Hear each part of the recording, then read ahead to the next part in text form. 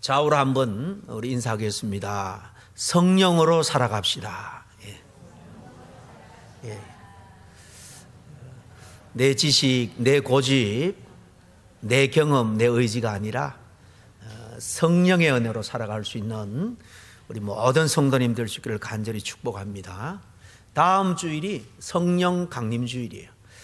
예수님이 부활 성천하시고 얼마 만에 마가다락방에 성령이 임했습니까? 50일 만에, 그죠? 그걸 오순절이라 그러죠. 오순절.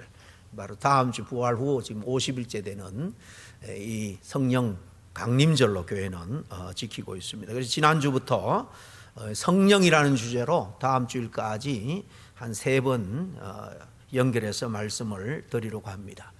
모세오경의 마지막 책이 무슨 책이죠? 신명기죠. 신명기. 신명기라는 말은 한자라 좀 어렵습니다. 겉없신자고요. 이렇게 명은 주님이 우리에게 계명을 준다, 명령한다, 그런 의미입니다.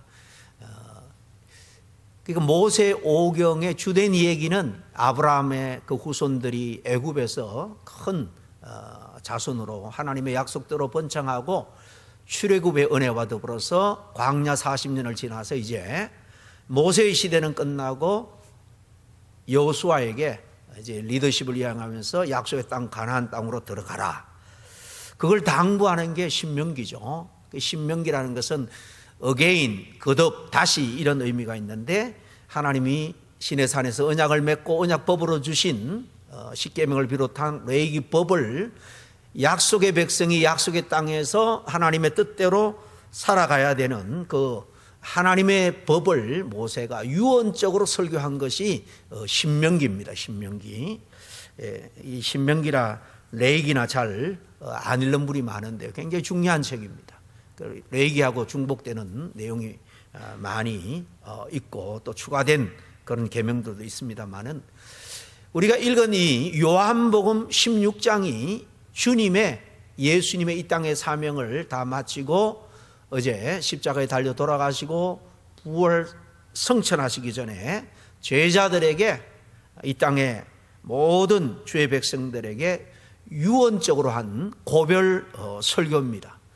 주님의 마지막 마가다락방에서 한 긴 설교가 요한복음 14장부터 16장까지 쭉 연결이 되는데요. 요한만 아주 상세하게 기록을 하고 있습니다. 주님의 이 결론적인 설교, 마지막 고별 설교의 주제가 뭐냐? 특별히 강조하고 있는 것이 뭐냐 하면은 제3위 하나님 성령님에 대한 내용입니다. 말씀드린 것처럼 다음 주일이 성령 강림 주일이에요. 오늘 이쁜 꽃이 여기 꼽혀 있는데 이거 다 우리 교회 주변에서는 한 야생화입니다. 야생. 어제 새벽기도 마치고 집사님 2분이 채취해서 아침에 보니까 뭐 이렇게 꽃집에서 돈 주고 산 꽃보다도 제 눈에는 너무 복스럽게 보이더라고요. 다음 주일에 성령 강림 주일인데요. 예배부 예산을 들여서라도 꼭 꽃꽂이를 할 수 있기를 바랍니다. 저는 성탄절보다도 부활절보다도 오늘 우리 교회 시대에 더 귀하게 우리가 의미를 되새기고 지켜야 될 절기가 성령 강림절이라 그래 믿습니다. 아주 귀한 절기인 것만큼 다음 주일 또 이 못지않는 꽃꽂이로 또 함께 하나님께 영광을 올려드릴 수 있기를 바랍니다. 얼마 전에 어떤 억울한 일을 당한 한 젊은 분의 하소연을 어떤 상담하면서 자기의 그 안타까움을 토로하는 그런 유튜브를 본 적이 있습니다. 자기가 다니는 회사가 어렵게 되자 사장이 간곡한 그런 부탁을 해서 자기가 참 애착을 가진 직장이고 해서 전 재산을 털어서 달러로 하면 40만 불이나 되는 큰 돈을 다 회사에다가 밀어 넣었다고 합니다. 그렇지만 회사가 더 어려워지자 돈을 돌려받지 못하게 되었다는 얘기예요. 그렇지만 이 회사가 기사 회생해서 살아나게 됩니다. 그럼에도 불구하고 그 돈을 돌려받지를 못한 거예요. 법정 소송까지 했지만은 차용해 준 것이 아니라 직원이 그 회사에 투자한 것처럼 이렇게 회사에서 서류를 만들어 놓았기 때문에 법정에서는 증거 문서로 사실 그 다투잖아요. 변호사의 아무리 도움을 받아도 결국 받지를 못했다. 이 억울한 이야기를 토로하는 것을 들었습니다. 오늘날 우리가 선의를 가지고 살아가기에 참 어려운 시대인 것 같습니다. 여러분, 선의를 베풀면 악한 마음을 가진 사람들이 그 선의를 선의로 받아들인 분도 많지만은 악용해서 공경에 빠뜨리는 경우도 종종 있기 때문입니다. 오늘 이 시간에도 억울한 일을 당해서 눈물 지으며 한숨 속에 사는 사람들이 우리 주변에 얼마나 많은지 모릅니다. 세상에는 자신을 믿고 베푼 선의를 악용하려고 틈을 노리는 사람도 우리 주변에 얼마나 많은지요. 아예 처음부터 그렇게 악용할 목적으로 다른 사람의 선의를 끌어내기 위해서 교묘하게 속임수를 부리는 그런 사람도 참 많습니다. 이렇게 억울한 일을 당했을 때 우리에게 가장 필요한 사람이 누굽니까? 유능하고 능력 있는 그런 변호사일 줄로 믿습니다. 내가 당한 이런 억울한 일을 법의 도움을 통해서 회복시켜주는 것이 바로 변호사가 하는 일이죠. 황당하고 참으로 억울한 일을 당했을 때 유능하고 친절할 뿐만 아니라 이렇게 정성을 다해서 내 사정을 다 살펴주는 그런 변호사를 만난다면 얼마나 큰 위로와 큰 힘을 얻게 되는지 모릅니다. 미국 사회가 사실 변호사 없이는 살아갈 수가 없는 변호사 천국이 되었다, 이런 이야기를 듣습니다만은, 그러나 변호사가 제 역할을 잘 하기만 하면 억울한 사람도 줄고 별 문제가 없는 사회가 될 겁니다. 그러나 주변에 아시는 변호사도 많겠습니다만은 오해 없이 들으시길 바랍니다. 간혹 재판에서 승소해서 그 변호사 사무실도 유지하고 살아야 되니까 돈을 벌기 위해서 억울하고 속상한 사람들을 더 억울하게 하고 속상하게 만드는 그런 변호사들도 종종 있다는 사실을 알 겁니다. 특별히 우리 이민자들 중에도 변호사를 잘못 고용해서 신분 문제가 더욱 꼬여버린 그런 고통받는 분들도 사실 많이 봤습니다. 그래서 많은 분들이 정말로 돈이 목적이 아니라 고객의 근심을 풀어주는 그런 일에 보람을 느끼는 실력 있는 그런 변호사가 어디 없을까 찾는 분이 많을 겁니다.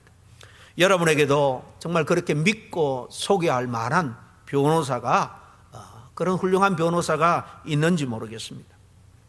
오늘 주님은 우리에게 그런 좋은 변호사 한 분을 소개해 주고 있죠. 오늘 성경에 보니까 보혜사다라고 번역을 하고 있는 바로 그 분입니다. 이 말은 헬라어로 이 파라클레토스라는 단어를 쓰고 있어요. 파라는 곁에 있다, 곁에, 그런 말이고요. 클레이토스는 부름을 받다, 불러 세우다, 그런 의미가 있는 단에서 온 말입니다. 이게 합치면 어떤 의미가 되는가 하면 불러서 내 옆에 세워둔 사람, 도움을 얻기 위해서 그렇게 한다는 것입니다. 그러니까 이 파라클레토스라는 말은 이처럼 어려운 일을 당할 때 불러서 도움을 받을 수 있는 사람이 바로 파라클레토스, 보혜사입니다. 다시 말하면 좋은 변호사처럼 우리 곁에 서서 우리의 문제를 해결해주고 우리의 고충을 상담해주고 위로해주고 변호해주는 그런 분이 파라클레토스죠. 오늘날 직업 중에서 이 파라클레토스의 성격과 정확하게 일치하는 그런 직업이 없기 때문에 우리 한국말 번역에는 이 보혜사라는 말을 만들었습니다. 불교에는 보혜자 이런 말이 있는 것 같기도 한데요.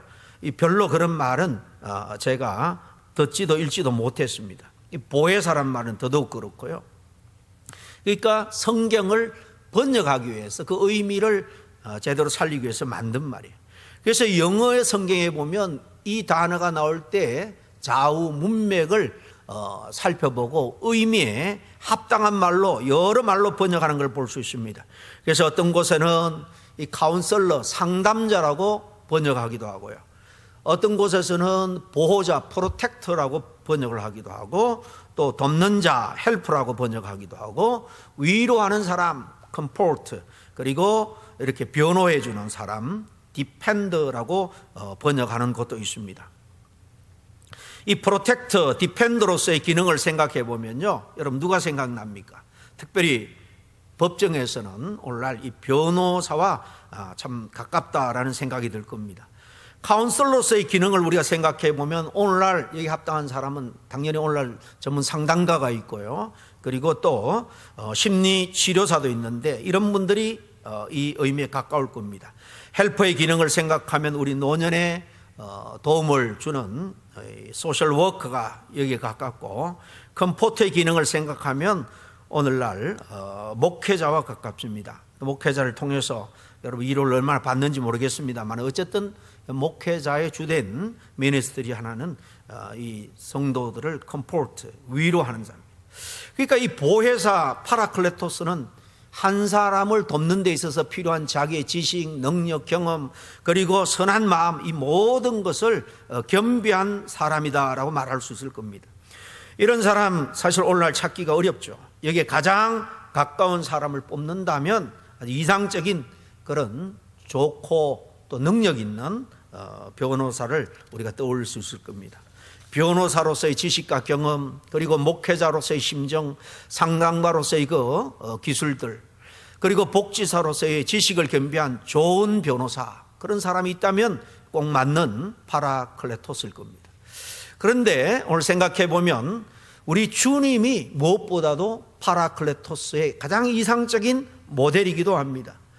오늘 읽은 말씀 앞에 14장에 보면 16절에 특히 내가 아버지께 구하겠으니 그가 또 다른 보혜사를 너에게 주사 영원토록 너희와 함께 있게 하리라 라고 말씀합니다. 예수님이 여기서 다른 보혜사다라고 말씀하신 것은 이제 곧 오실 50일 후에 올 성령, 바로 파라클레토스인 성령님을 의미합니다. 여기를 이분을 다른 보혜사라 그랬으니까 또 다른 또 보혜사 파라클레토스가 있다는 의미죠. 여러분 그가 누굴까요? 바로 예수님 자신입니다. 예수님은 참된 보혜사, 즉 파라클레토스로서 사람에게 오신 겁니다. 그분은 사람 옆으로 오셔서, 곁으로 오셔서 위로자가 되어주시고 보호자가 되어주시고 상담자가 되어주시고 도움이 되어주셨습니다.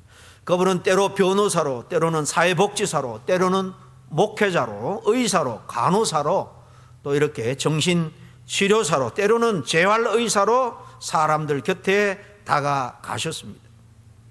그분은 모든 사람들에게 사실 모든 모양이 되시어 근심도 풀어주시고 눈물을 닦아주시며 위로해 주시고 그 삶에 평안을 안겨주셨습니다. 그분이 이 모든 도움을 통해서 이루려 한 궁극적인 목적은 바로 사람들로 하여금 우리의 주인, 창조자요 구원자여 우주 만물을 지금도 지탱하시고 보존하시고 섭리하시는 하나님을 만나고 그분 안에서 우리가 에덴에서 깨어졌던 하나님 보시기에 심히 좋았다라고 말하는 완전한 하나님의 형상으로 회복하는 그 일을 주도하시는 겁니다.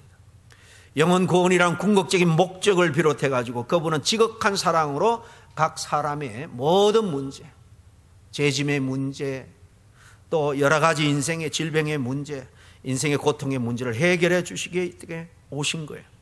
그런데 이 참된 파라클레토스로서 제자들 곁에 도움이 되셨던 이 예수님께서 갑자기 이제 내가 너희를 떠날 거다라고 말씀합니다.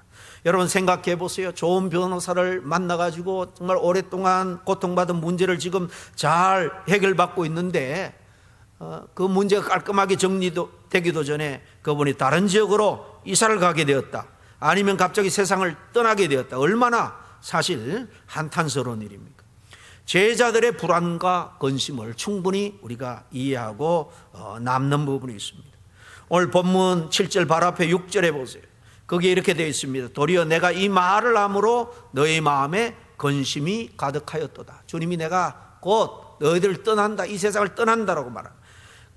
그때 그들의 제자들의 마음에 슬픔이 가득 찼다는 겁니다. 그러자 주님은 제자들의 마음을 아시고 위로합니다. 두려워하지 말라, 걱정하지 말라. 내가 떠난다고 너희들 영원히 떠난 게 아니라는 거예요. 주님께서 또 다른 파라클레토스, 우리를 돕는 자를 보내주시겠다는 것입니다. 성령을 두고 하신 말씀인데, 성령께서 오시면 그분은 예수님처럼 믿는 사람들 곁에 머물러 계시면서 위로하고 우리의 약점을 들어주고 해결해주고 보호해주는 그런 역할을 할 것이다 라는 말입니다. 성령께서는 주님처럼 육신을 입고 오신 하나님이 아니라 손에 잡히지도 않고 또 눈에 보이지도 않는 바람 같은 그런 모습으로 오실 거라는 거예요. 그렇지만 그 편이 우리에게 오늘 말씀에 더욱더 유익할 것이다 라고 말합니다. 여러분, 육신을 입은 예수님은 아무리 하나님의 독생자지만은 육신을 입는 순간 그분은 팔레스타인 땅에 제한되어 있었습니다. 한 곳에 묶여 있을 수밖에 없습니다. 그러나 성령은 바람처럼 세상 어디에서나 동시에 모든 곳에 역사하고 존재할 수 있습니다. 우리가 지금 버밍햄에 있든지 또 우리 교인들 중에 지금 어디 멀리 여행 가서 함께 예배를 드리고 있든지 하나님은 여기도 거기도 동시에 언제나 어디서나 도움을 주실 수 있습니다. 성령님을 통해서. 이것은 제자들에게만 주신 약속이 아닙니다. 오고 오는 모든 영적인 세대를 위해서 주신 거예요. 육신을 입고 오신 예수 그리스도를 통해서 하나님은 당신이 우리 중에 일하고 계신다라는 것을 그때 분명히 보여주셨습니다. 그리고 다시 하나님께로 돌아가신 다음에는 성령을 통해서 믿는 사람들에게 보혜사의 역할을 계속해서 지속해 주겠다는 겁니다. 우리도 성령과 함께 동행하며 하면서 살아가게 된다면 2000년 전에 주님의 제자들처럼 이 보혜사의 도움과 인도하심과 안내와 또 위로를 우리가 받고 살아갈 수 있다는 거예요. 그렇기 때문에 주님은 제자들에게 두려워하지 말라, 내가 떠나는 것이 오히려 너에게 더 유익하다라고 말씀하고 있는 겁니다.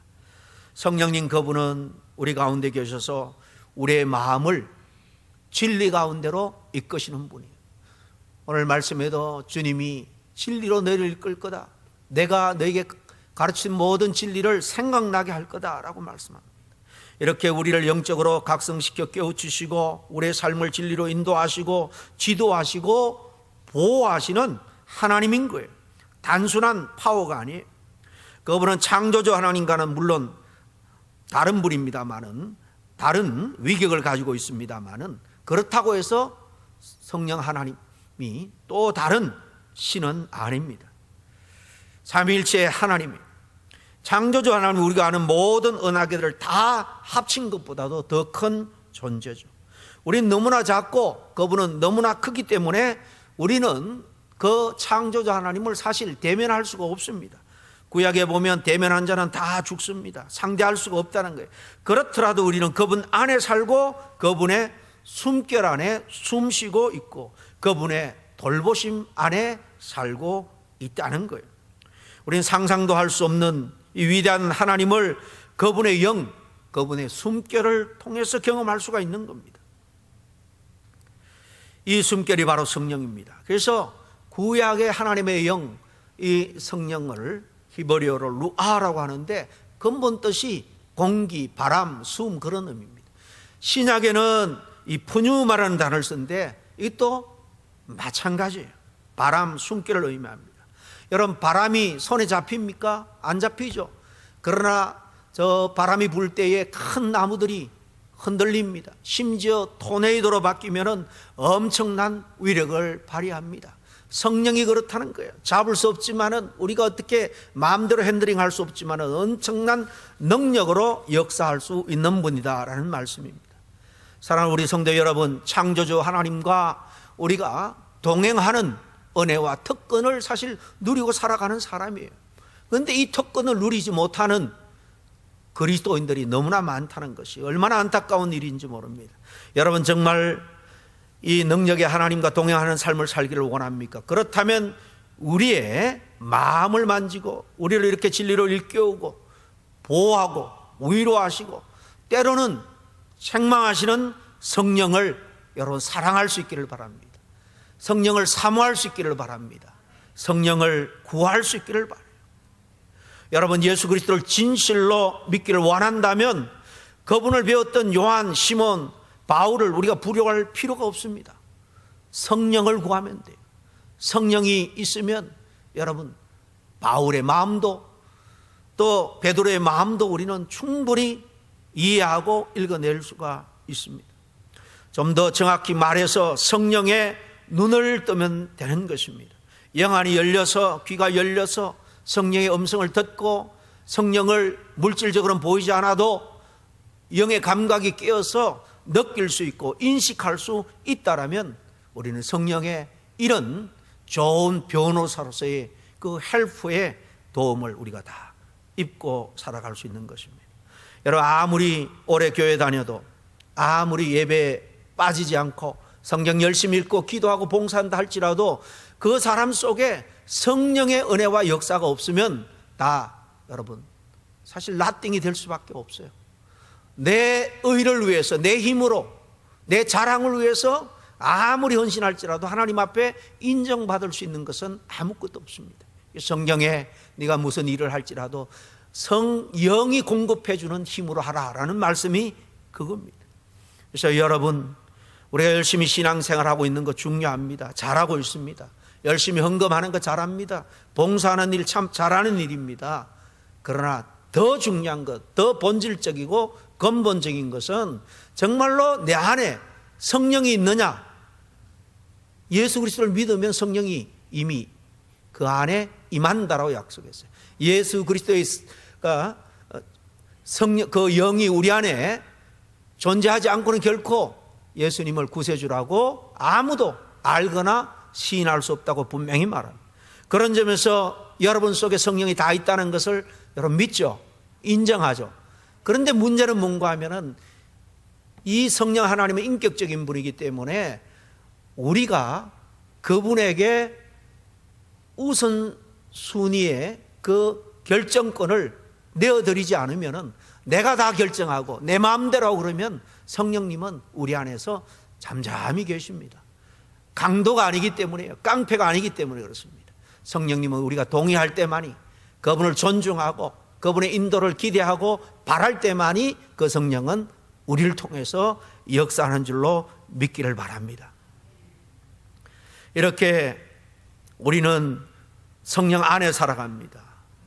그리고 성령이 우리 안에 존재합니다. 여러분, 우리가 공기 안에 살고 우리 안에도 공기가 있잖아요. 숨 쉬면 우리는 성령 안에 살아가고 있고 성령이 이렇게 우리 안에 있는 겁니다. 그 사실을 우리가 알아차리고 더욱 그분을 구하고 사모하는 저와 여러분이 될 수 있기를 간절히 축원합니다. 그러면 예수님을 직접 뵙고 사는 사람처럼 그렇게 분명히 그리고 그렇게 친밀하게 그분을 만나고 그분과 교제할 수 있는 것입니다.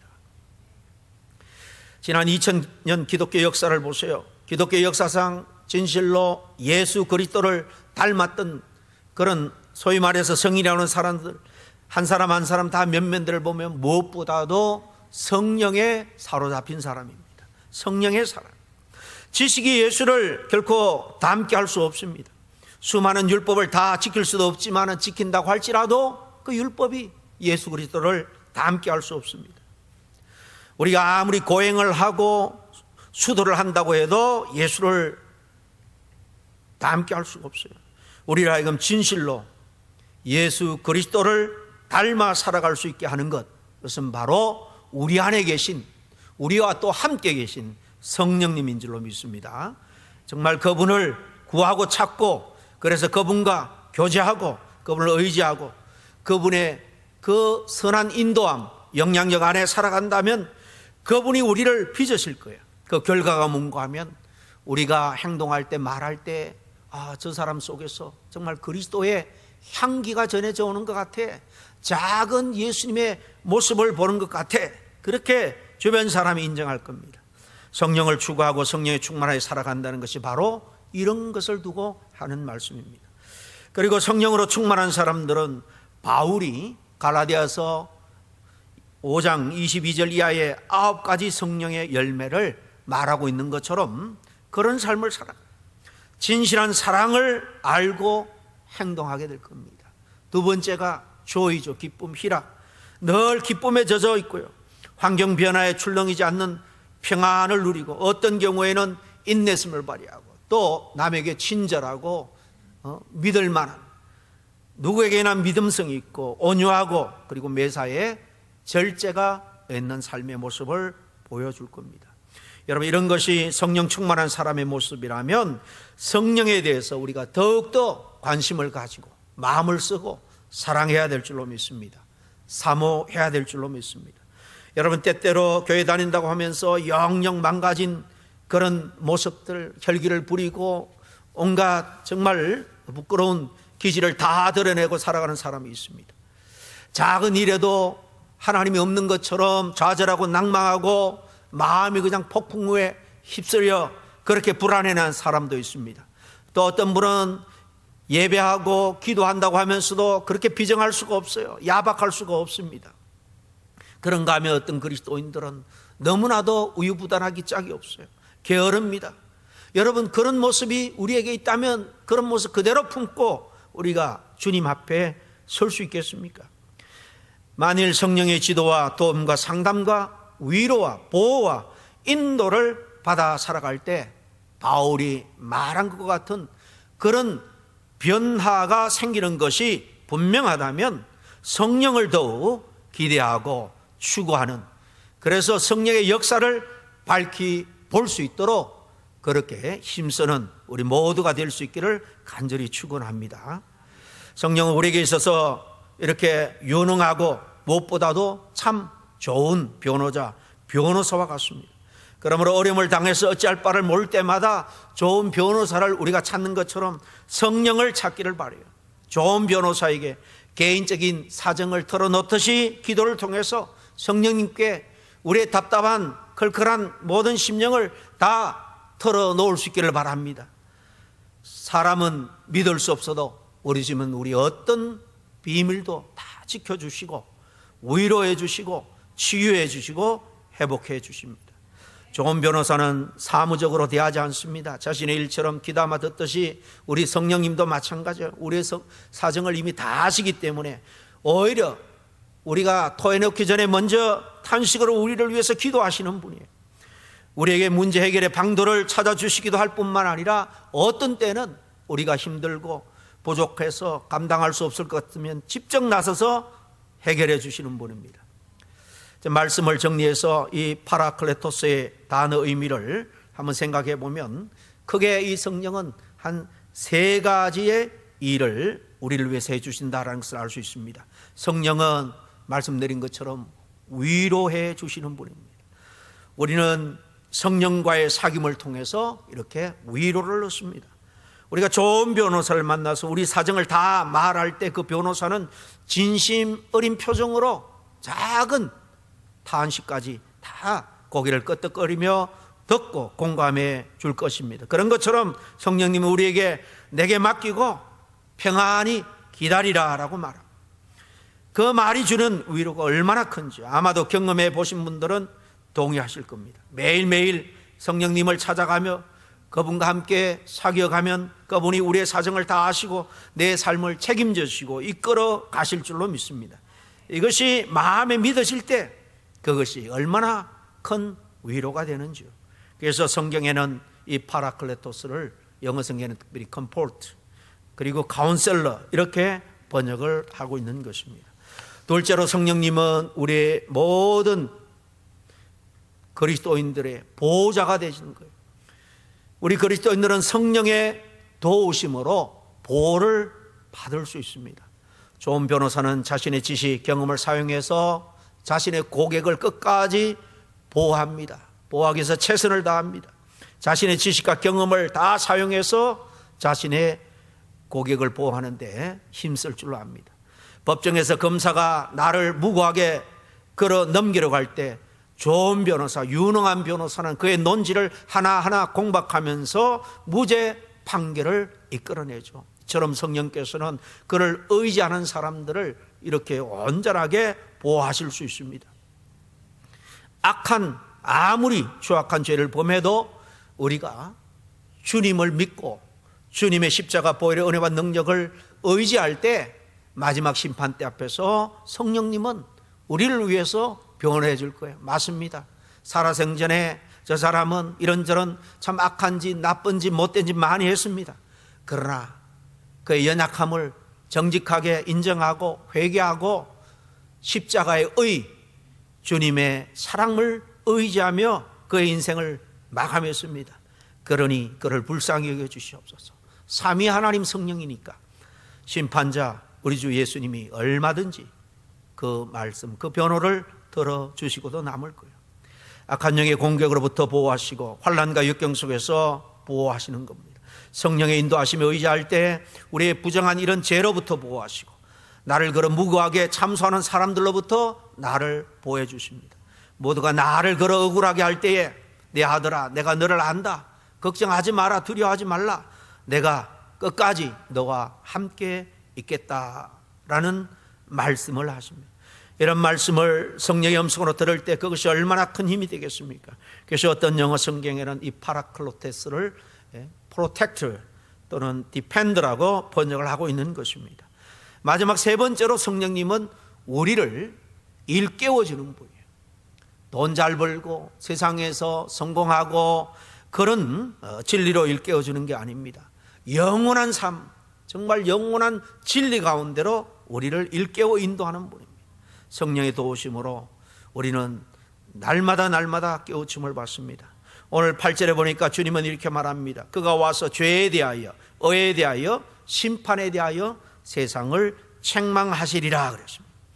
뒤에 9절부터 10절에 이게 죄에 대해서 심판하는 게 뭐고 의에 대해서 그리고 세상에 대해서 책망하는 게 뭐냐 설명을 하고 있습니다만은 여기서 이렇게 책망한다라고 우리가 번역하고 있는 말은 이 문맥에서는 원어상으로 이 엘렌코라는 헬라어를 쓰고 있는데요. 이 책망한다 그런 의미도 있지만은 깨우치게 하다, 드러내다 이런 의미도 있습니다. 그래서 죄에 대해서 성령은 우리에게 깨우쳐 줍니다. 죄의 결과로 사망을, 불지옥을 면할 수가 없다는 것을 성령이 깨우쳐 주는 거예요. 그리고 심판에 대해서 그 앞에 의에 대해서라고 그랬죠. 의. 바로 예수님의 십자가 의 외에는 우리가 어떤 걸 구원받을 수 있는 의가 없다라고 성령이 깨우쳐 주는 거예요. 심판에 대해서라고 하면 거기 성경에 10절입니까? 바로 이미 세상에 임금이 심판을 받았다 그랬죠. 그 세상 임금은 바로 인간에게 죄짓고 죄의 결과인 지옥, 영원한 사망으로 끌고 가는 악한 마귀 사단, 공중권세 잡은 자를 말하는 것입니다. 바로 이렇게 그 심판에 대해서 세상을 책망한다. 이 말은 바로 그 심판이 바로 악한 마귀 사단으로부터 영원하게 불적으로 떨어질 우리를 다시 구원해 준다라는 것입니다. 변호사들 중에는 자신의 고객의 더 큰 잘못이 있음을 알면서도 고객을 위해서 변호한 사람들이 있죠. 직업의 속성상 그런지 모르겠습니다만 가장 좋은 변호사 성령님은 그렇게 하지 않습니다. 잘못된 것은 잘못된 대로 책망해요. 깨우쳐 주세요. 그게 지금 내게 손해인 것 같지만은 멀리 우리가 마지막 주님 앞에 섰을 때를 생각하면 우리에게 더 유익한 것입니다. 여러분 자녀를 사랑한다면 자라면서 잘못할 때 일깨워 주잖아요. 안 되면 매라도 되는 것이 부모님의 여러분 사랑이 아니겠습니까? 여러분 위급한 일을 당할 때 좋은 변호사를 만날 수 있기를 바랍니다. 하지만 이 세상에 아무리 좋은 변호사라도 줄 수 없는 더 크고 깊은 위로를 줄 수 있는 분, 언제나 우리와 함께 계셔서 우리의 탄식, 우리의 안타까움을 들어주시는 분, 진실로 이 좋은 변호사가 항상 우리 곁에 있습니다. 아니 우리 안에 있습니다. 예수님을 구주로 믿으면서 도무지 내 곁에 성령이 없어 라고 말하는 분이 있습니다. 아닙니다. 내 곁에 바람이 없는 것처럼 느껴지지만 항상 우리 주변에 바람이 있습니다. 공기로 존재합니다. 에워싸고 있습니다. 마찬가지입니다. 성령도 우리를 에워싸고 있습니다. 어떤 분은 또 내 안에는 성령님이 없는 것 같아요 라고 말하는 분도 있습니다. 아닙니다. 우리 몸 안에 호흡으로 들어마신 공기가 있는 것처럼 우리가 예수 그리스도를 믿는 사람이라면 우리 존재 안에 성령께서 존재하시고 역사하기를 기대하고 있어요. 우리 안에 그리고 우리 곁에 있는 성령님의 임재에 눈 뜰 수 있는 여러분 될 수 있기를 바랍니다. 그분과의 사귐을 우리가 시작하고 또 심화시켜 나갈 수 있기를 바랍니다. 주님과의 사귐, 성령님과의 구체적인 사귐 안에 우리 그리스도인의 소망이 있는 거예요. 지금 우리가 살고 있는 이 미국 땅이 정말 악한 사람들 때문에 착하고 선한 사람들이 살기 정말 매우 어렵게 된 것처럼 우리가 사는 이 영적 세계도 악한 영들의 역사로 말미암아 얼마나 많은 어려움이 우리 그리스도인들에게 닥쳐오는지 모릅니다. 그러나 우리의 영적인 삶에서 가장 좋은 변호사 파라클레토스 성령님과 함께 사귀며 살아간다라면 우리의 영적인 삶이 안전할 줄로 믿습니다. 그리고 그분이 우리의 마음과 영혼을 다스릴 때 우리의 못난 성품이 주님을 조금씩 닮아가게 할 것이고, 그리고 우리도 우리 이웃들에게 이렇게 진정한 파라클레토스로의 그 역할을 하게 될 줄로 믿습니다. 아무쪼록 이처럼 성령의 깊은 교제가 우리의 남은 여생에 계속해서 끊이지 않고 일어날 수 있기를 주의 이름으로 간절히 축원합니다. 기도하겠습니다. 하나님 아버지, 우리에게 어느 때 어느 곳에 역사할 수 있는 성령님을 보내주시니 감사와 찬양을 드립니다. 우리 안에서 우리 곁에서 우리를 도우시는 성령님 찬양하기를 원합니다. 제 영안을 더욱 밝혀주셔서 바람을 느끼듯 성령님의 임재를 더욱 느낄 수 있게 해주시고 호흡하듯 성령님과 더 깊이 사귀어 살아가게 하옵소서. 성령님의 다스림으로 저희가 늘 새롭게 되어서 우리 모두가 이웃의 파라클레토스가 다 될 수 있게 하여 주시옵소서. 예수님 이름으로 기도합니다. 아멘.